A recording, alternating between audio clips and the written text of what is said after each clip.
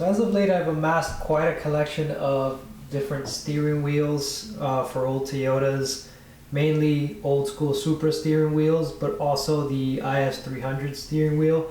Now I'm thinking of using an IS300 steering wheel in my truck, specifically because this wheel and the clock spring that goes to it enables you to have steering wheel buttons.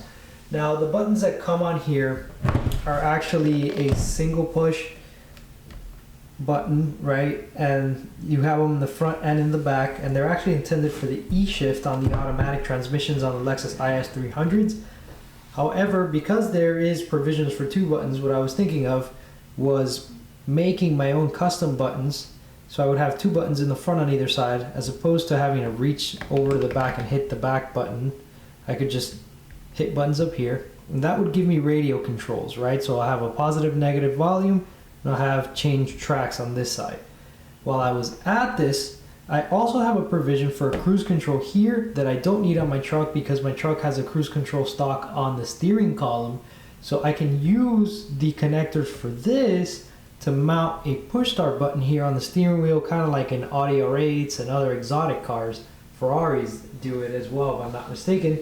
So I thought that would be a pretty neat detail. So I'm going to go ahead and start modifying this wheel. In order to do that, I'm going to have to 3D print my own buttons and then modify these housings. I've kind of laid tape and drawn out more or less how they're going to look. I'm also thinking of turning this into a flat bottom steering wheel. So I'm going to be cutting off this bottom and modifying this. And beyond that, I'm also thinking about wrapping the lower and upper portions in carbon fiber. I saw a how-to on how to do that, so I'm thinking of implementing that on this steering wheel, and then the remainder will be wrapped in Alcantara. So I'm going to go ahead and start by marking out where it is that I'm going to cut here. Then I'm going to take an angle grinder to this, and I'm going to cut off the bottom of this.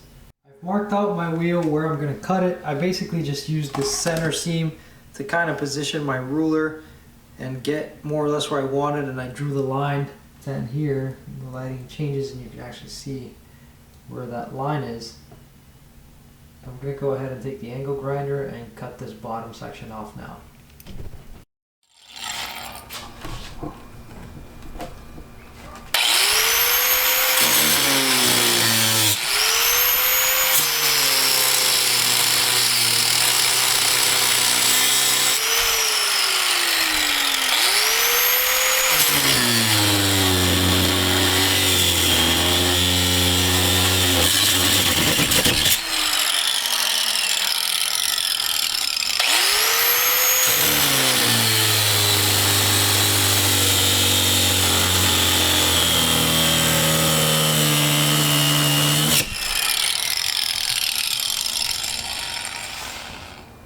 So I took two of these steering wheels that I had, I drew lines on them, and I went ahead and scored them with an angle grinder about as deep as I could get it.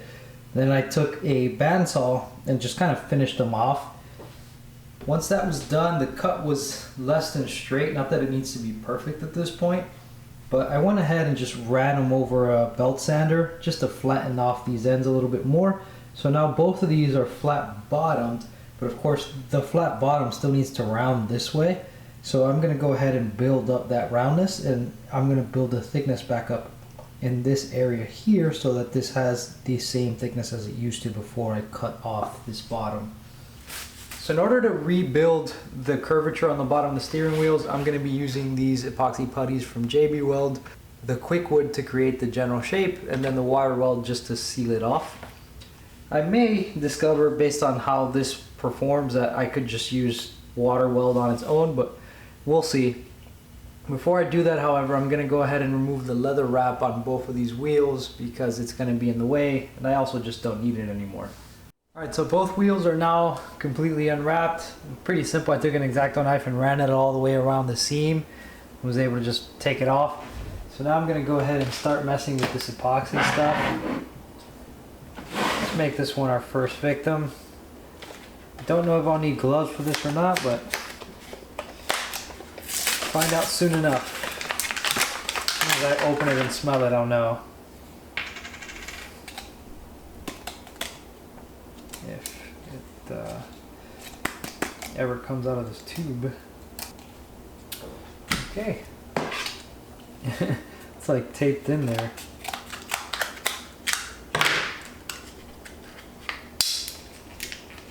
Oh, and I suppose they expect you to do this because the instructions are inside. As are the warnings.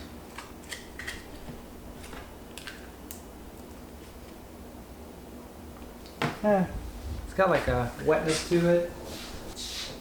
Seems to be perspiring a little bit, so I'll just wear gloves just in case.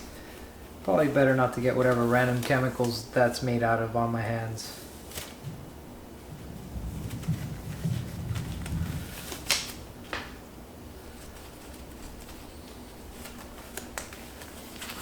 Alright, there goes nothing.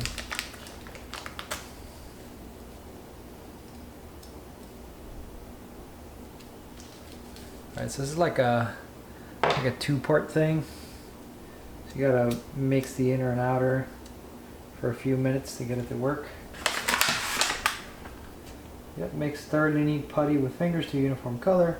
Press firmly to the surface to be repaired. Yeah, it definitely has a strong epoxy smell, so don't get this on your hands. Probably better not to. It's starting to stink as it mixes.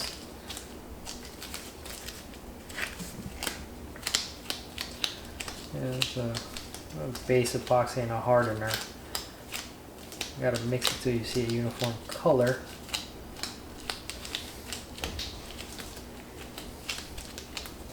Definitely gonna have to get more of this.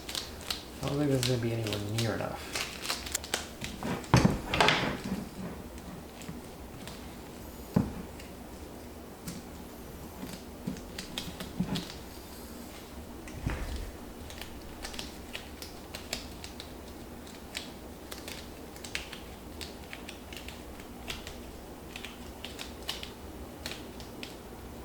Takes a little bit, but it'll actually start attaching.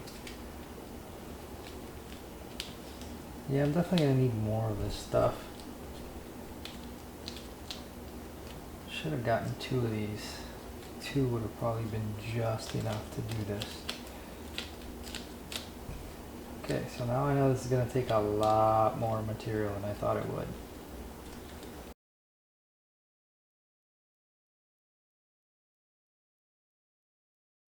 The coolest would be if I had whatever expanding foam this is and I could just like make a mold and pop it in there.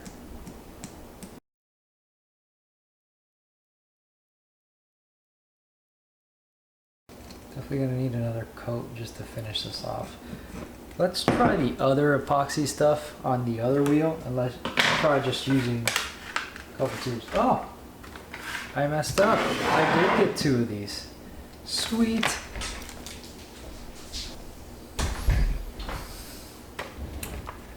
Yeah.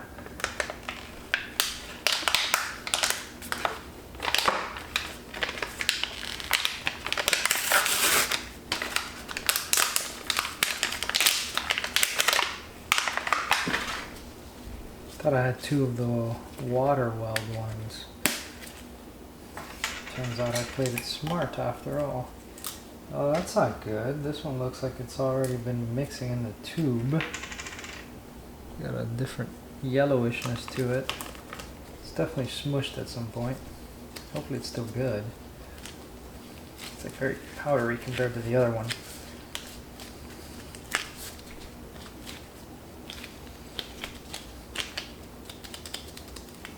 It's leaving schmutz all over my glove that the other one didn't do. Maybe this one's old, who knows. Also looks like it got smushed a little bit, so it might have started reacting.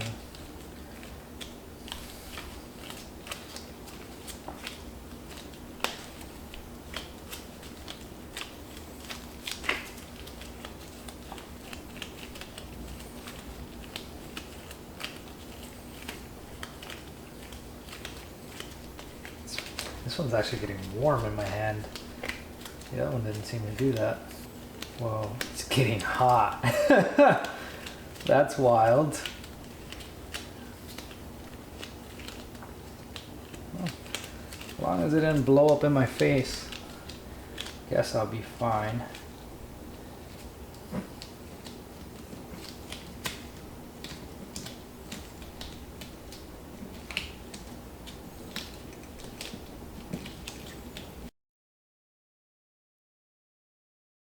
The issue with this inevitably will be that it cures too fast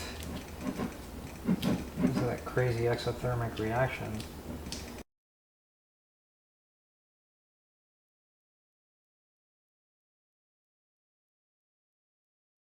I'll get more of this stuff and finish this up later, but you can kind of already see it start to take shape. While I wait on the epoxy here to set, and that it's already pretty solid, I'm going to go ahead and work on the other steering wheel. Gotten more of this stuff from the store. Definitely, I do not recommend touching this stuff with your bare hands. I don't think it's a good idea. You never know what kind of chemicals are around here. Actually says caution, irritant. So yeah, don't touch this with your bare hands, even though it looks like Play-Doh. Great. Paper didn't want to peel off. Alright. Let's try this. It's actually pretty ingenious to make epoxy into a putty. Pretty cool stuff.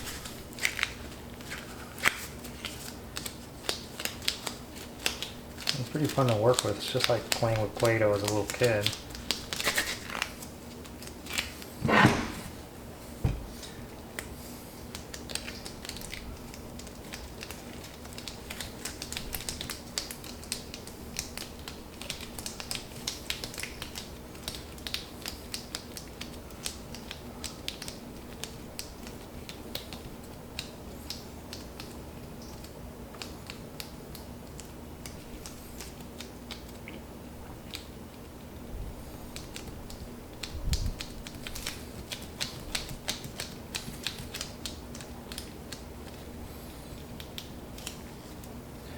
Yeah, I'll kind of roll this over the edges while it's still nice and workable.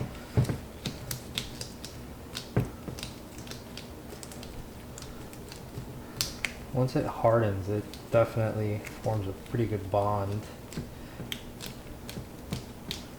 Pretty impressive stuff. It's neat. I wish it came in larger amounts. It would make it a lot more useful, I think. Really pretty cool stuff.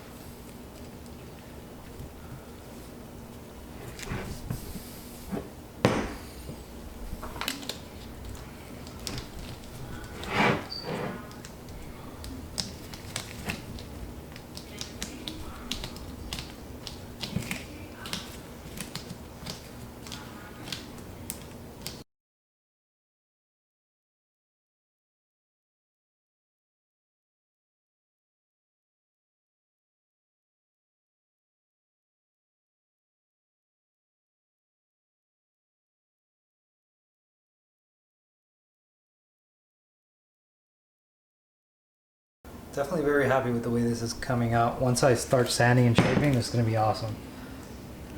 Alright, so it's the next day. I've allowed these things to dry overnight. They're rock solid and still kind of plasticky or flexible enough for what I need.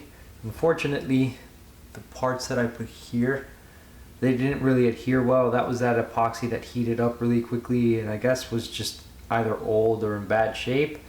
So I'm going to have to redo this part right now.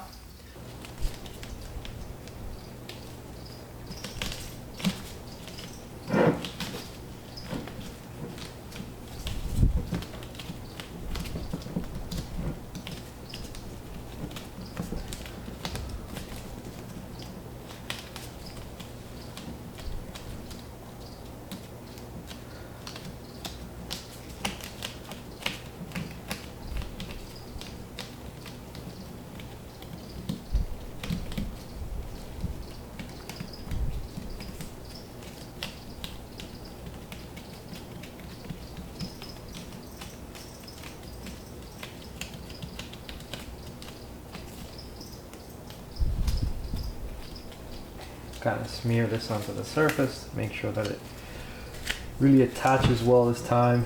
That and this epoxy is obviously in good shape, unlike the last batch.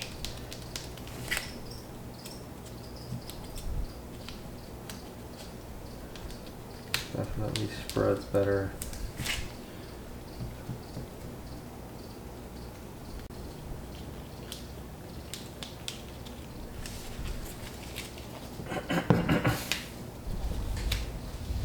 So at this point, I've built up a good amount of epoxy on here, and I've got plenty of extra material to sand down. I want to sand this down here so that it has the same outer contour as the rest of the wheel. In order to guarantee that, I'm going to 3D print a custom sanding block.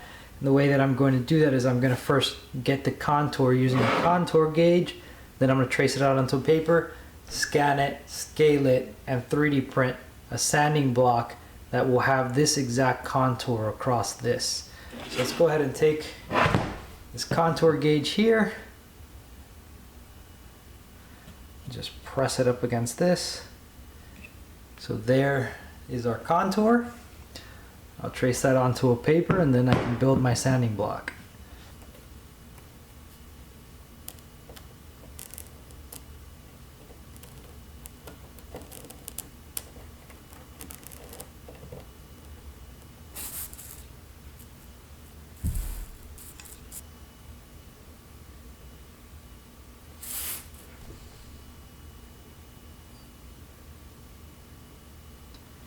Alright, so there's the contour that I want.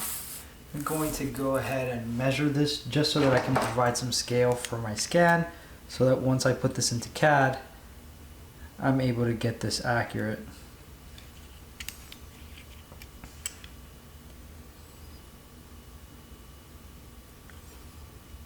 Let's go ahead, draw a line here.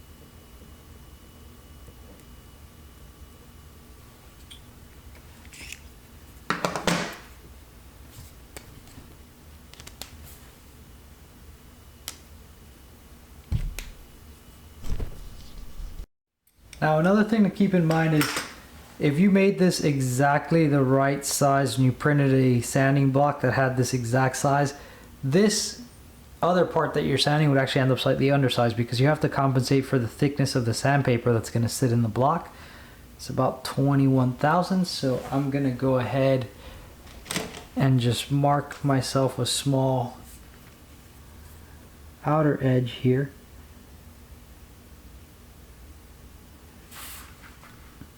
Right, and I'm going to draw an outline that's offset by more or less that amount.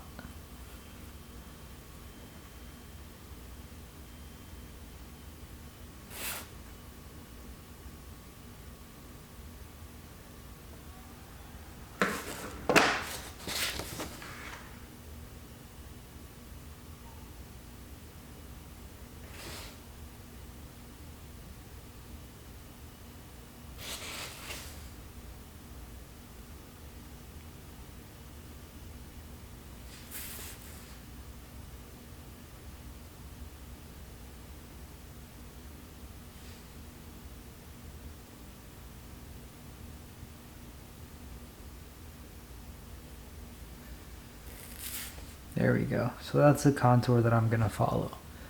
So I did some work in the background creating some pieces to be able to mount the push start button to the steering wheel.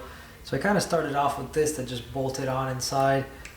I used that to scribe a line along the outer profile of the wheel, later designing this piece that would just block the opening for the lever of the cruise control that comes on these wheels. Then I used a contour gauge to gauge this curvature here and was able to make this piece that matches the contour here inside. From there, I designed a whole housing based upon that will house my button, and that's what you see here. So there's actually this little piece that mounts there. As you can see, it matches the contour perfectly, and this is kind of the face piece that's going to hold the button. It sort of fits in like that. So another thing that I created using the contour gauge that I mentioned earlier is this sanding block. This particular one has the contour of the steering wheel's inner rim, and it fits perfectly. This I'm going to use to reshape the epoxy on the flat bottom wheels that I'm building. And I also have an outer contour one that I'm currently printing, which I can use to make the flat bottom part follow the correct outer contour as well. So I've got a spare steering wheel here that I've been using to mock up the start button. I've got it pretty much where I want it. The only thing is, obviously I'm going to clock this so that the start is horizontal to the wheel and not at an angle. So far I'm pretty happy with the way that it's coming out. This is actually a two-piece setup. There's structure here that attaches to the inside of the wheel and has a pass-through for the cabling that I'm going to require. Then I have the upper section that the button sits inside of. That's going to be attached here, and that button's actually going to be functional. The clock spring is going to allow me the connectors that I need in order to make this work, because I'm eliminating the cruise control stock. And the reason I'm able to do that is because my truck already has a cruise control stock on the column, so it doesn't need to have an extra one on the steering wheel for any reason. So in my case, I'm able to do that. In cars where it's only there on the steering wheel, you might have to do some kind of conversion in order to move it to the column if you wanted to have a push start button here. It may be possible to add more connectors to your clock spring, but that's really up to you, and that might be rather difficult. I'm happy with this layout, and that's what I'm going to go with. Once I sand this stuff down and like do a vapor polish, it will look pretty much like an OEM housing here. Alright, so I've got my two sanding blocks made, and now I'm going to go ahead and start sanding up this piece. So I'll use this large sanding block for the outside and this small one for the inside. Let's go ahead and start off with a fairly rough paper.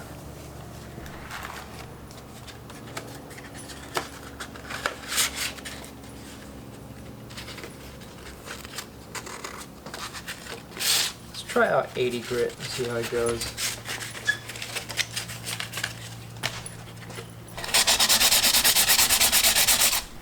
Yeah, it definitely looks like it'll make quick work of it.